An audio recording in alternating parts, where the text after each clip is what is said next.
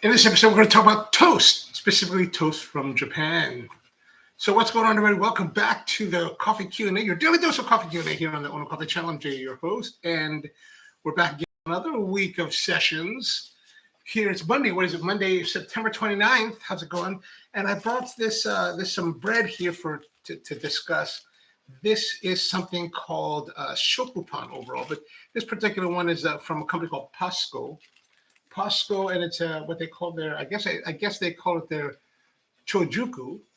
And these are what's called shokupan. Shokupan is a type of bread from Japan that is basically white bread, like Wonder Bread or something like that. But what they do, they do a process called tangzhou. And tangzhou is this process where they hydrate the flour. So you're basically taking flour and you're taking some milk or some kind of water. You can do either one, and then you put it into a pan and you heat it. And you heat it to the point that it actually increases the amount of water that the flour can absorb, and that actually gives to more elasticity and much more chew in the final product. Then you have to let it rise, and it's a little bit more involved than just boiling it or bringing it to a temperature. But it's actually a really wonderful way to affect your breads and really give it that nice chewy texture that is very different than, let's say, Wonder Bread or a lot of the regular American type sandwich breads. It's got this beautiful chew. And I remember the very first time that I tried it, there was a bakery in Honolulu many years ago called Saint Germain, and I went there, and for whatever reason I just went in. I was trying it. I got their bread, and I was like, oh, this is the beauty that I have been seeking in my life. And I'm glad I found it when I was like 18 or when I was 19 or something, because I've been able to enjoy it. But the problem is that where I live in Maryland, this type of bread is few and far between. And I find that I like the way the Japanese make this style of bread more than other places, but it's all very good either way. For me, it's one of those things where it's like, okay, if we have it in any form, then things are good. My butane burner has run out of butane, so I got to put that back in here. How's everyone doing today? We've got Power Planets with us. Good morning to you, or good evening to you. Maku's here. Coffee Cove is here. Power Planet says Pasco is one of the cheapest brands of bread in Japan, like from Kids or Wonder Bread. Oh, well, I guess we're going to find out how bad it is in the pantheon of Japanese breads. This one I went to a local Japanese market. There's a tiny one here called Maruichi. And Maruichi has some breads from a bakery under the brand called Parisian. And Parisian is actually a bakery up in New Jersey or New York City, one of the two. And that's really great, very artisanal kind of approach. This one I saw that they had this, and I was like, oh, that's different. Let me try that, because this is like very much what I think you'd find at the konbinis. And the thing is that, as you can see here, they come only in 4 slices. So it's kind of disappointing. I was like, 4 slices? What am I going to do with that? I'm going to power. I actually bought this on Thursday when I was down in that part of Maryland. And I was like, I'm going to hold it till. So I got to hold it till Monday. This is terrible. I actually I actually went to another Japanese market to pick up my glass, my little mug here. And that was on Saturday. I ended up down in Northern Virginia. They opened a place called Marufuji. I think it's called Marufuji. And I heard about it, and I hadn't been there yet. It's fairly new. So I went there, and they have the Parisian brand as well. And that's all they had. They didn't have any of these more commercialized type of Shokupan. But this is what you're also going to get for, if you go to a lot of like kisatens, I'm sure they're using probably something more like this than maybe not necessarily a more artisanal version of this bread. No, Mr. That's good morning to you. I don't know why the Chinese name is what's stuck for Tangzhou. Yeah, I don't know. I mean, I don't know. I mean, I just remember when I was researching it a long time ago, and I was looking it up, and there were people like Tangzhou. I was like, Tangzhou, what is that all about? Kent's here. What's going on? Just listening from work. Oh, it is only like, what's it, 6 hours? Oh, it's still 4 in the afternoon, so you're still. Power Plant says, I said it before, but I dislike it But I dislike because it has no structure. Most Germans and North Europeans hate. Oh, I love that. Love that. But I love all kinds of breads. I mean, there's just so much delectable breads to enjoy that I just, whether I'm like, if I can have this right today, and on Friday when my local German sausagery place has their brot, and they have this beautiful brot, this kind of like rye. It's all kind of funky looking loaf, and they've got all this like nuts and stuff on top of it. It's like all kind of. It's not overtly dense, but it's got a nice chew, but it's density, good crust. You're like, oh God. So I don't know. I'm all about experiences in all kinds of styles. I don't want to, unless it's really bad. Like even in certain circumstances, Wonder Bread can be compelling, I guess. Like hot dogs. Like I'm not a big fan of American hot dogs. Like I just can't stand them.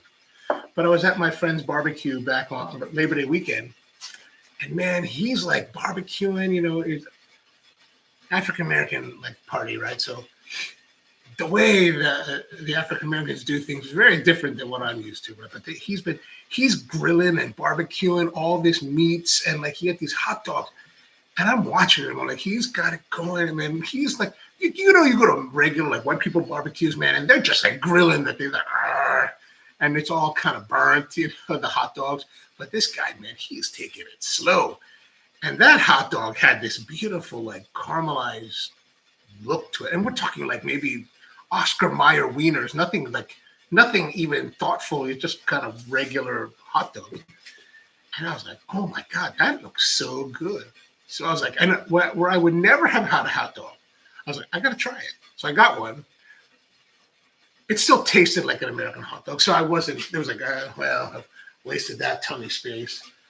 But, sometimes you see things, you just gotta give it a try. All right. So we have this is the toast, right? And so I like it toasted. And when I say that I like the bread toasted, I like it toasted. Like everything should be, fairly even. So I took some time to toast it and I love it with butter, right? If you go to the kisatens in Japan, like an old school style kisaten where it's like you can still smell like residual smoke because it's caked the walls, and they've got the red velvet low height like little couch seat type things that are actually kind of uncomfortable because I'm 5'7", 5'8", right? But my legs, man, after sitting in those like little chair booth, whatever you want to call them, for a little while, man, and it's just a little bit too low for me. And I'm like, oh, but you go there and like they have this thing called the breakfast set. You get coffee, you get toast, and you get so a lot of times you get a boiled egg. I didn't make a boiled egg. I just made the toast because the toast is really the star for me. So this is the toast.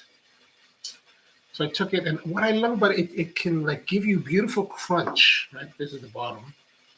And there's still a little bit of crunch. I really just finished it a couple minutes before I came online.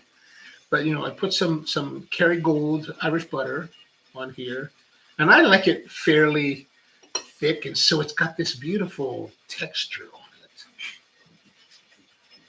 Our plan says most supermarkets will sell the same bread cut into several different ways for toast or sandwiches.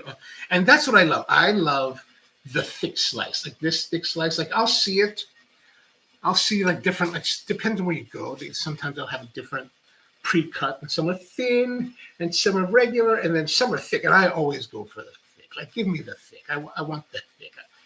Like it's good half. Like if you cut this down the center, made it half, it's still good. But where you get to the beauty, to me, the beauty of this bread is when you get the thick slices. And if I can, I'll buy the whole loaf uncut and then make my own cuts. So if I want to have like a whole loaf, and I just want to have like, 2 pieces of toast, I can just cut that right down here, and right here, I cut the end off, and then I've got beautiful toast for whatever I want, even though it's like that thick. That's fine. That's fine. There's nothing wrong with that. There's nothing wrong with that. George Brightman's with us. Going on, George. Marufuji near Tyson's. Yes, near Tyson. That's where I went Saturday night. I was like, I'm gonna go check this out. Proplan says, you live in America where you can easily get any style of bread you want. I don't. So I'm stuck. Oh well, that would be terrible. That would be terrible.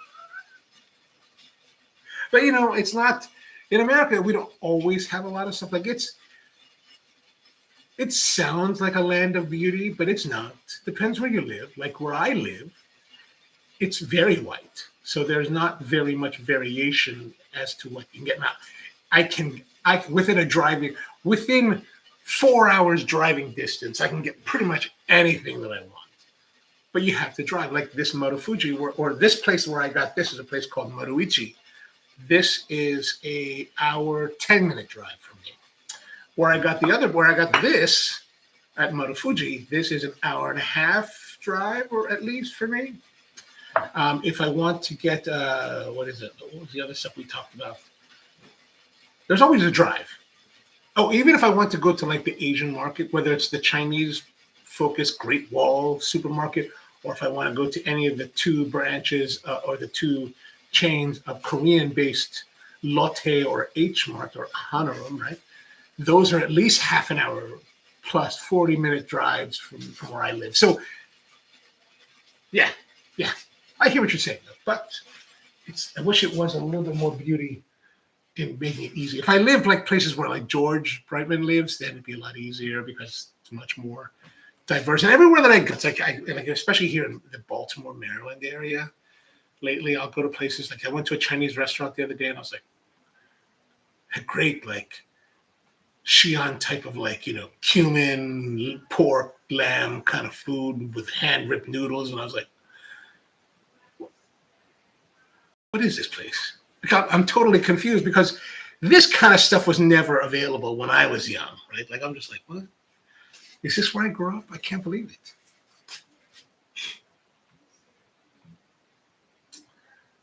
And Naomi says, looks like the bread was already tested. Oh, no, I have not done, no, there's been no biting. That's a crust. That's just where it kind of sagged a bit. I have not done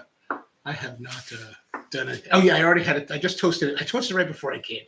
I mean, I thought about like toasting it live, but I don't know, that seems superfluous, even though it would probably result in much nicer results. Prabhupada says, okay, complaining about the height of the kissa seats. I have been to several traditional tea ceremonies where we had to sit seiza for 2 hours. Oh gosh, yeah, I can't. I don't know now. Like I'm less of a man than I used to be, so I might be able to do better. But man, when I was in the most shape ever, like that was brutal. Sitting on the floor was brutal. Like when we would go to like at the tea ceremony, I'd be in Saudi Arabia, and we would go out to eat, and we'd go to the very traditional type of kebsa or places like that, and you would sit on rugs on the floor. Man, that's brutal for 2, 3, 4 hours. It's like, oh gosh, I totally hear you. I totally hear you in that.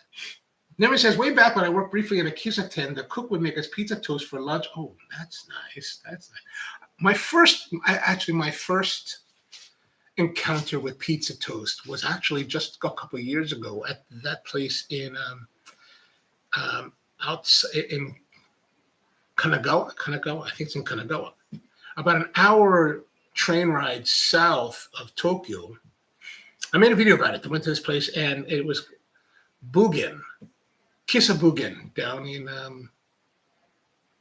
I can't remember I think it's Kanagawa. Anyway, I went down to yeah, I'm pretty sure it is. But anyway, there's a writer by the name of Craig Maud, and I read his book, and he was, he's really in love with it. But his whole thing is pizza toast. He loves pizza toast. So he said, "This is the best pizza toast I had," and I was like, I guess I'm going to go try it. So I went down there. Really wonderful man and woman couple that own the place. Are older, nice little shop. And I don't know what in the world I'm doing taking a train an hour, 10, 20 minutes from Tokyo to go have pizza toast. But it was a great time. It was a great time. Totally worth it. But yeah, I'm very new to pizza toast. So you worked at a kissa in, I presume, in Okinawa, not recently, right? Good morning to you, Mom. How are you doing? Oh man, I can't imagine that. That sounds terrible. Well, actually, I can. I mean, I did it in college, and we were taking a Japanese Zen class. I was taking a class, and our our instructor wanted us to meditate in the Caesar position, and also I took hula many years. So there's a position in hula that's very similar to that. But actually, the meditation class or the Zen meditation class was the probably one of the most difficult classes I've ever took, because especially the meditation part, like the whole thing was like you have to sit here for like, I don't know, 2 minutes is even what it could have been 2 minutes, it could have been 4 hours. 2 minutes of 4 hours, the brutality was the same for me. But like the idea was you're supposed to sit there and clear your mind to allow, I guess, whatever Zen to happen to you. And man, trying to keep your mind clear of thought for any amount of time was just brutal for me. It was brutal. I was like, oh my God. I'm sitting there trying to clear the mind, but you're always thinking. I'm always thinking about something. There's always some kind of invasion of the mind of something, and it's like, oh God.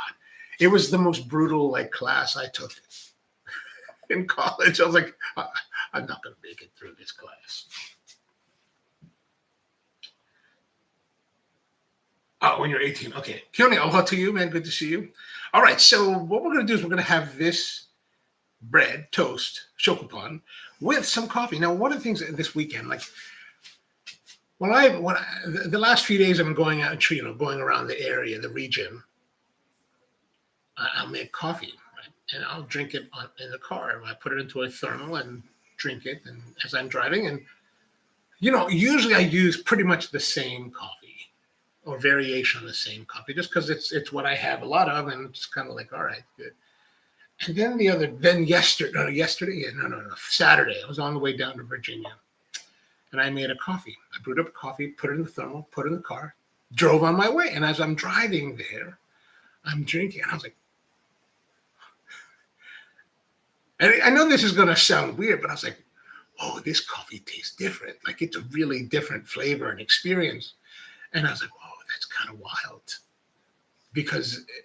But it was just a different coffee, right? It was just a different coffee. It was actually a pea berry from Tanzania. And I was like, but because I'm so used to drinking more or less the same coffee when I drive somewhere, it was such a juxtaposition. I was like, oh gosh, and it was like, it's like I had totally forgotten that coffee could have different flavors. I was like, oh, this is actually really good. All right. So what we're going to do today, since we got the Shokupan, I thought let's make Nell drip style coffee. And so I got our little Nell dripper holder pot. And I also got the Nell. And this is the Nell. If you're not too familiar with the Nell is a flannel type of dripper. This is still wet. What you want to do with these Nells, right? Here's the problem. Okay, so I like the Nell drip style. The problem with Nell drip, I think, is that in order for you to get the best results, once you start to use the flannel, you really need to never let it dry. They say that if you let it dry completely, it will exacerbate the bright notes. Now, if you're working in a commercial environment, let's say like a kisaten, like that's not a big deal. Like you can rinse it out and do whatever to it and then keep it like in a container or refrigerator where you've got plenty of ways to hold the wetness of the filter. And then right before you use it again, you just take your towel and you just squeeze out the excess like this, and you're pretty much ready to go. But in a home environment, that becomes a big monumental task, because then if you're crazy, you either have to keep it in a little container of water, like in the fridge, so it doesn't it slows down any kind of bacterial growth, or you could just put it into a plastic bag and put it in your freezer, and that will actually be pretty good. But it just leaves you with so many things to have to deal with it. I don't really like to use this in a home environment. I don't necessarily recommend it. But this one is a really simple one made by Hario. This is the Hario version of the Nell drip, and it's It's fairly, I mean, it's perfectly fine. There's nothing wrong with this. This is very serviceable. I think they come in 2 different sizes, and it can last a long time. So I think it's pretty good.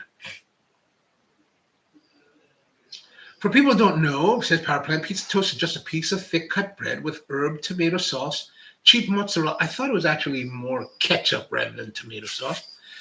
And sometimes a green bell pepper slice on top, the cheese melted in a toaster. Oh, yeah, it's very, for those of you who don't know, if you grew up on the East Coast, like where I grew up, pizza bagels were huge. I grew up in a very Jewish neighborhood. So, bagels were like a big part of like my youth. But, pizza bagels were very popular, especially in the 80s. So it's kind of that, but on the toast. Really kind of very similar, very similar. George says that out of curiosity related to drinking coffee in your car, what kind of cup do you use? I'm amazed so many people use. I actually have what's called it's called the Fellow Carter. It is a thermal. It is stainless thermal, but it's the inside is coated with some kind of, I guess, ceramic coating or something. I only have it because one of my buddies was selling them for a fundraiser, and I was like, it was $75. Like, good Lord, I'm not buying this. That's kind of dumb. But I was like, okay, let me get that. I'll buy it. But I always tend to think fellow products stuff are just kind of dumb for millennials. I'm like, well, what are you doing? Like, that's just kind of dumb. But then, as I've had it and I've been using it, man, it's actually pretty nice. Like, there's a lot of nice features on it. So I'm like, oh, all right, worth it. Well, it's expensive. I don't know, $75 worth? No. $40 worth, sure. But I don't know if I paid a lot more because it was special and like had special artwork done by an artist and all this, and they're giving the proceeds to the charity and whatever, $75 for a thermal thing. That's kind of dumb. But c'est la vie, c'est la vie. Naomi says, so that's called a nail. My Puerto Rican friend made me a coffee in one of those in a pot on the stove. So the Puerto Ricans do for something very similar. And, I guess we shouldn't be surprised that different people from different places of the world will find similar methods of brewing. I think the Puerto Ricans tend to use longer ones, right? Like if you go down to like South America, like they have long, like super long. Like the Brazilians have this very long version of it. But this one, meant for smaller, by the cup brewing. It's a cool way to do it. Like I really was introduced to this by Café del Hombre, of course. So I would spend my time at Café del Hombre basically watching Hayashi Fujihiko just kind of like brewing his coffee. I was like, what's he doing that? What is he doing there? All right, so what we're going to do is we're going to use their recipe today. And we're going to make a coffee. And this recipe that they use at Café del Hombre is actually fairly versatile in that they'll tell you like you can use different quantities of water to get different brew ratios. But we're going to use it. So the prescribed is 18 grams. Oh, and this coffee is the coffee that I was drinking the other day. 19 grams will be fine. This is the Tanzania pea berry. It's a wash coffee from about 1,500 meters. And these are actually a blend of varietals of Bourbon, N39, Kent, Confac, and the Nyasa varietals of Arabica. And so it's a really, and why are all those mixed in? Basically, it's just kind of like smallholder farmers coming together to bring their coffees from their little plots of land or that they live on, and they grow what they grow, right? And that they just bring it, they mix it all together. How much of it's in there? Who knows? No one really knows. It's just all put together, right, at the pool. So, yeah. Anyway, so we got our we're going to use 19 grams because it's easy, right?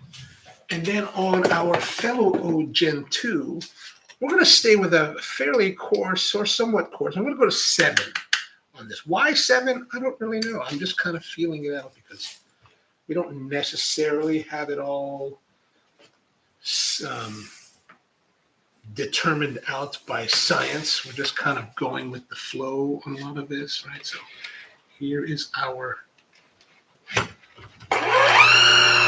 nice.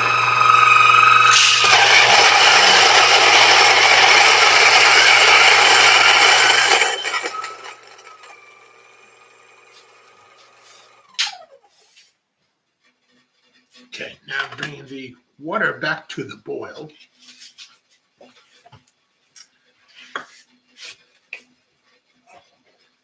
And we don't really need, I guess we can use the scale this time because we're gonna kind of like use the scale to determine how much water we're gonna have brewed. And now we're just gonna be brewing with the water rather than, we're gonna be pouring the water in and not necessarily, we're gonna be scaling it based on the amount of water that is falling into this rather than the amount of water adding to the filter, right? So I'm gonna put this on here. Let us tear that out. Okay, very nice, very nice. Okay, our water is boiling.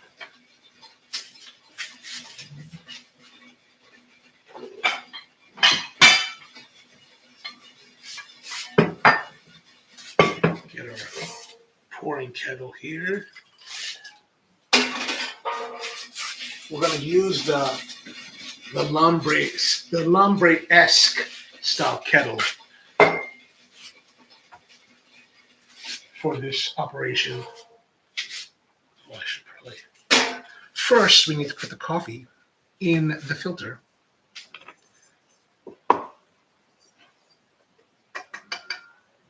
There it is. Just put it in like that. All good. We can put that, so that, tear it out. And then we're going to get our water.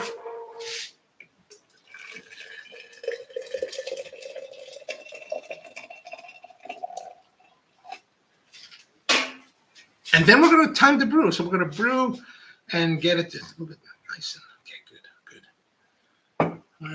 How did you get to negative?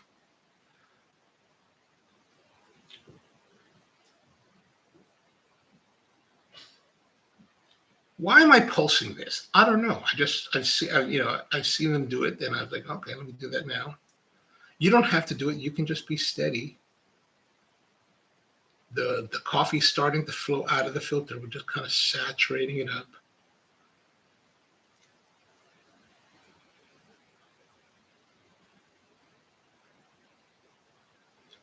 The nice thing about this particular spout, it allows very, very fine dripping and control.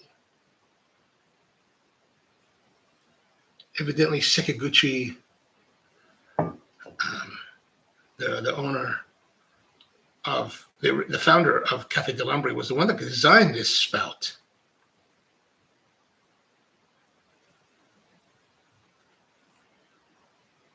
And now we got full saturation of it, so now we're gonna be a little bit more.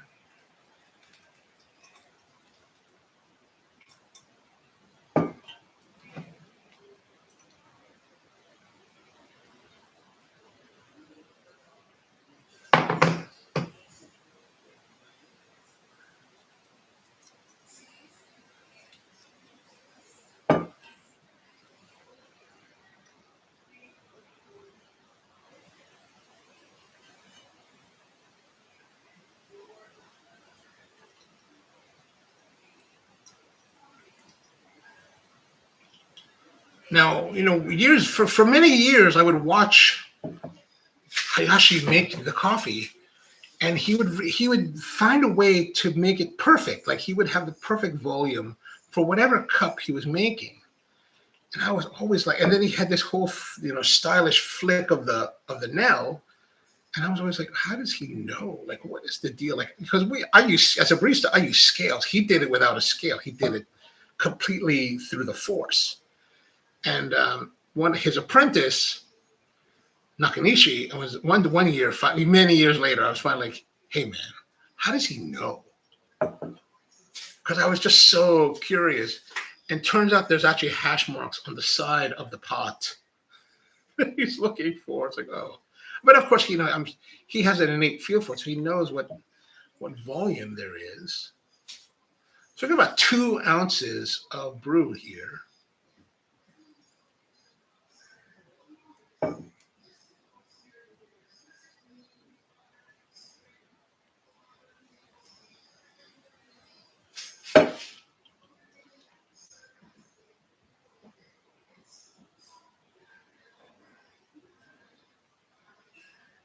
Naomi says that it was her daily morning coffee, the Puerto Rican woman, and she enjoyed with crackers and cheese. We're going to go to, I think we're going to 100.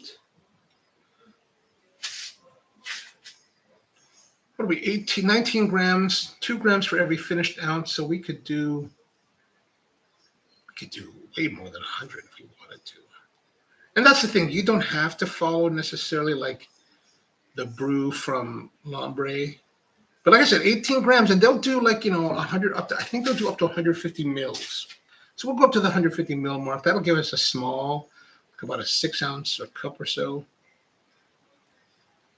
Now that we've got it fully saturated, I'm not really necessarily worried too much about pulsing around. I'm just making sure we keep it hydrated.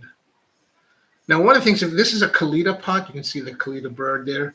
And this is a great kettle for pouring. However, the downfall of this pot is that it is strictly steel, enameled steel. So right about now, the handle that I'm holding on to is getting to be a little bit hotter than I would like. All right, so here's the thing. So we're going to put this here. So here, let's say we're going to do a little bit more like this. And what Hayashi would do, he would just take it out and get rid of it, rather than pouring the certain amount into the vessel. Now we're going to take our, look at this mug. I was walking around Marufuji on Saturday, and I'm a creature of passion. That's the problem. I have a downfall of passion. I saw this and I was like, oh my gosh, that is like one of the coolest mugs I've ever seen. I must have it. So we got our moai here, and we're going to, and it was $22. It's kind of pricey, I guess, but let me just preheat the moai. Like, I don't know what makes you decide to make a moai, but that's just so, I think that's just fun. I think it's just fun and awesome. Okay, here we go. Now we're going to take I'm going to put it into the moai. Now it's not going to fill it up all the way, but that's all right. That's all right, baby. That's all right. Okay, now we've got our coffee. It's kind of messy here. And of course, because it's just a straight-sided mug that's ceramic, it's also transferring, and it's thin-walled, it's also transferring the heat through the, so it makes it a little bit hot, but it's good because it's only filled to about the nose, so we have some space. That's nice. A little bit of brightness, kind of medium-bodied, like good, clean on the finish.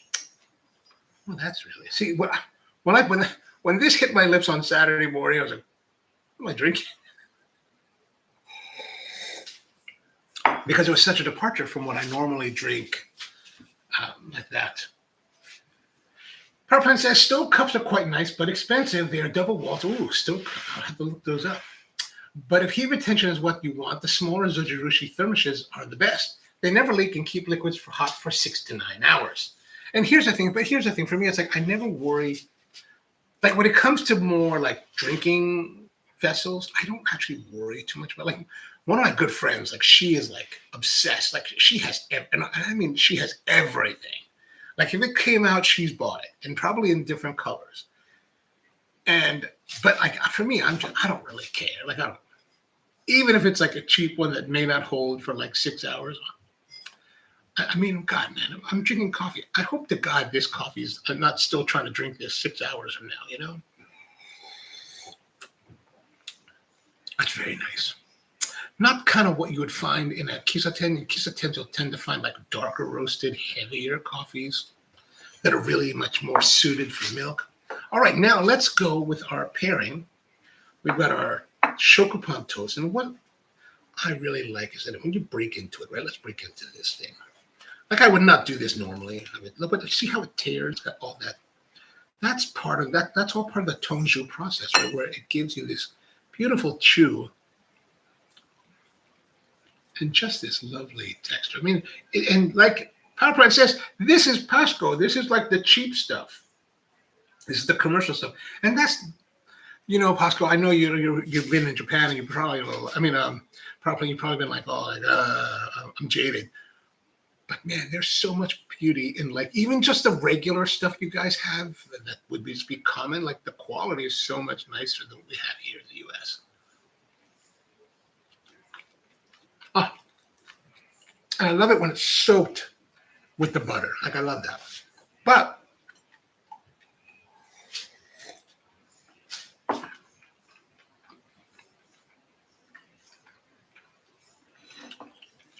of course, the crunch is gone since it's been like a half an hour. But one of the things that you also want to get, that will give you typically at a kisaten is a little bit of jam. I got some of this homemade strawberry jam that I just pulled out of the pantry. The larder. I pulled it out of the larder. I gotta open it. There we go. So here's our jam, fresh jam. This is stuff I get from a local farm here, close to where I live, outside of Baltimore. And usually I'll just lately I'll buy a field case. I buy a field case, and that's enough to give me like a dozen of these pint-sized jars.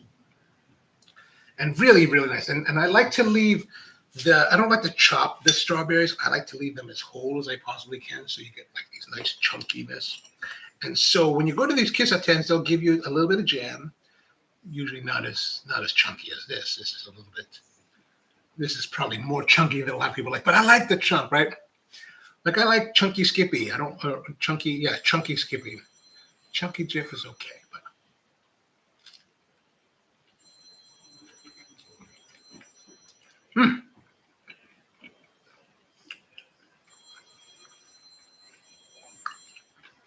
He says, I like a stove cup, but also have something like, have a Carter.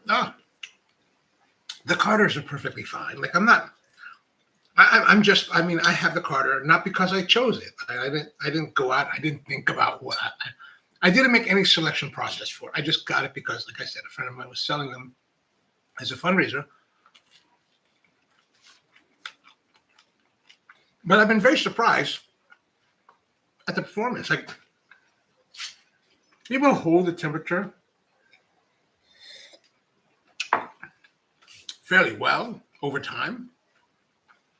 I don't know how long, because my coffee's not going to last that long. It certainly holds the temperature better than that. Like you've seen me with that Festool branded thermal mug. That doesn't hold temperature very long at all.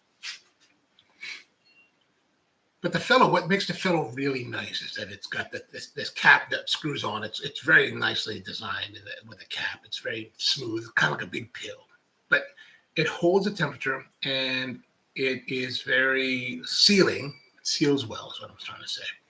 But what I really like is some of the features that I just didn't even think like. So when you take off the cap, there's a slope to this. There's a slope to it, to the sides, right? It comes together really thin on the rim, but the rim is sloped for your lips. And I was like, oh, that's very comfortable. It's very comfortable to drink from. And then they have an inner like cap that's perforated that looks like kind of like a jet fan blades. And that's there to help reduce the amount of heat that's escaping, but also to prevent sloshing, right? So if your drink sloshes, let's say as you're moving it or as you're driving, it helps to prevent it from jumping out. And I thought that was really a great little feature. I was like, okay, well done. And then only the other day that I noticed that as I was cleaning, I was looking, and I think there's like a ceramic coating of some sort. So it's not just stainless steel on the inside. It does have a coating. Now he says, now we jumped. Yes, hers was a bit longer than what you had. Yes, I totally hear you on that. Pepperman says, Fast Carter mug likes like a sync track. Nobody goes, oh, you don't like that? I like that. I like that a lot, actually. I mean, it is kind of like it looks like a sync track. Gotcha. But I think it works. I think it works really well. I really like that. Anton says, curious pouring technique, or the tapping or the pulsing. Karen says, similar to soft coffee here in Thailand. Absolutely. The ones here are a lot longer. Yeah, most places outside of Japan tend to have very long socks for their cotton. And I think they're all using some kind of cotton, whether it's flannel that's a little bit more fluffy or just any kind of cotton. You know, I've seen all kinds. Some are very thin, some are very sheen. I've seen people use like nylon, like hosiery for brewing coffee. Like, right on. I mean, I've seen people use real socks, like actual socks. Hopefully they, well, I guess if you're really stuck, you just take off your sock and use it. Yeah, the cup's cool. Huh? That cup's cool. I couldn't help myself when I saw it. I was like, $22. All right, why not? Those were popular in tiki bars in the 40s and 60s, seeing those type. Oh yeah, that's true. But did they ever use moais, or were they? Because I only remember them being like Hawaii-esque of in design. Halplan says, "What I would do for some Dave's Killer Bread." Dave's Killer Bread is good. All right, here's the problem with that Shokupan. After you toasted it, it's really difficult to tear apart. Like after you toast it and it's cooled down, and this is definitely cooled down. Now, actually, I've never experienced this. Wow. Only because I've never actually, the Shokupan after it's been toasted and buttered has never survived this long. So it's interesting to see how actually like tight and like difficult it is to pull apart now that it's been cooled, which makes me wonder, to your point there, Power Plant, this is, Power Plant says that the Costco brand is the cheaper brand or more commercial brand of Japan. So if I take some of that artisanal bread that I have from Parisian, will that perform the same way? I wonder.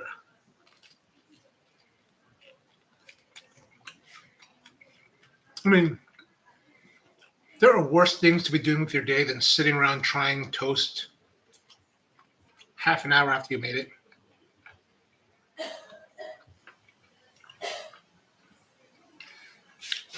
Now I was asking, where do you live there, Power Plant? Power Plant lives in southwestern Japan, I think, if I remember correctly. South of Osaka. Oh, I live in a place where nobody knows. Basically, the southernmost part of Honshu. Ah, okay, there it is. Man, how did you end up there, by the way? Did you marry a woman? Is that why you're there?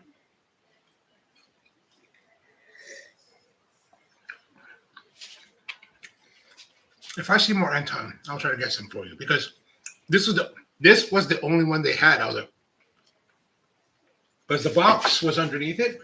Even the box is kind of cool. Look at this box. Look at the label on this. I don't know what it says.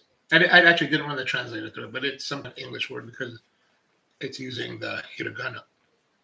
I don't know, Power Plant, if you can read that, if that means anything to you. But I know this is like what, ra? Ra.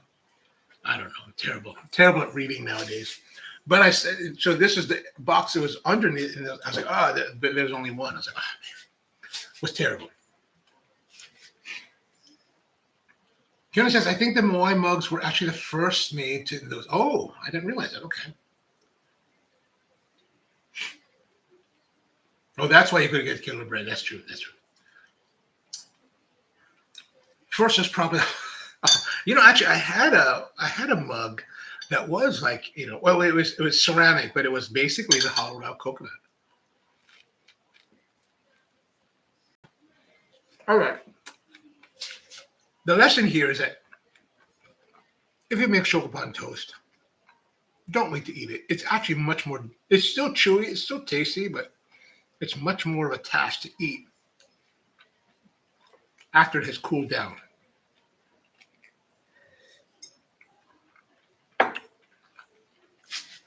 I have to say, it's not the most pleasant task to eat.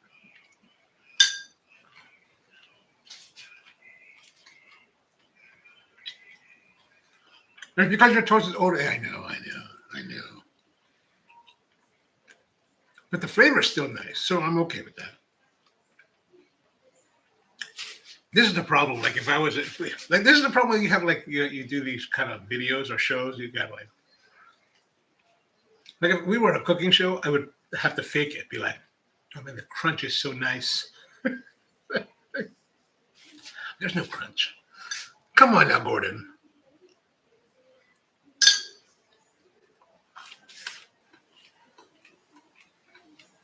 Junior says that coconuts at the time were actually probably a bit difficult to get outside of the Pacific, and the shell itself was fairly brittle and not suitable for parties. Well,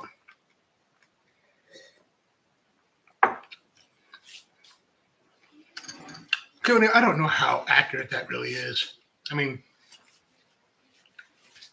I think every one of our most people of any age have seen the historical documents where they have coconuts. They had coconuts in King Arthur's time. Like if you remember, on the way to Camelot, they were using the coconuts, right? In pursuit of the Holy Grail. So I don't know. I think coconuts have been around for a long time. I've always wanted to get some coconuts and walk around town. So if you don't know what I'm talking about, and you're not of a certain age or generation, which I am, if you're not a Gen Xer, would be very familiar. What I'm talking about is that there's a movie called Monty Python and the Holy Grail. Monty Python was a British comedy troupe back in the 70s, and they made this thing called Monty Python and the Holy Grail, where they basically were spoofing King Arthur and his quest for the Holy Grail. And they would walk around the English countryside like this. Right? They would do this. And they had their minion behind them holding, basically their squire with all of their gear in the back, and he would have two coconuts. And they would walk around and just be like, I thought it's just such a fun way to do it. I was like, oh, okay, that's good. But yeah, so the historical documents show us that coconuts did exist in medieval times in Europe, of all places. But, of course, England is an island, so it makes sense, right? There's a tropical fruit comes to an island, like from Hawaii. Hawaii is an island, so therefore, England is an island too, so they must have coconuts. Makes total sense. Total sense. Moai tumblers. Oh, the Moai tumbler. Okay, very good. Easy enough. Everyone knows that movie. Okay, good. Sometimes even my 15-year-old niece knows that movie. So I shouldn't have. It probably was superfluous to explain. The background music that plays in those scenes was immediately. Like that is. Yeah, that's good. I'm not dead yet. Me. Then what's the one? I just remember the one guy, the guy with the horns. What was it? He had like what was his name? But he just I just remember they're like hiding behind the rock cropping, and he's like, look! It's like, and then the rabbit comes and kills a people. I was like, oh, that's funny. Oh, by the way, speaking of rabbits killing people, PowerPlant was talking last week that he had seen the final episode of Alien Earth, and I finally got to see. I only got to see episode 7 last night because I'd only downloaded episode 7. I didn't realize it was 8 because I looked it up after. But I might be getting the last episode tonight. But now it's getting kind of busy in Alien Earth, so I'll let you know probably tomorrow.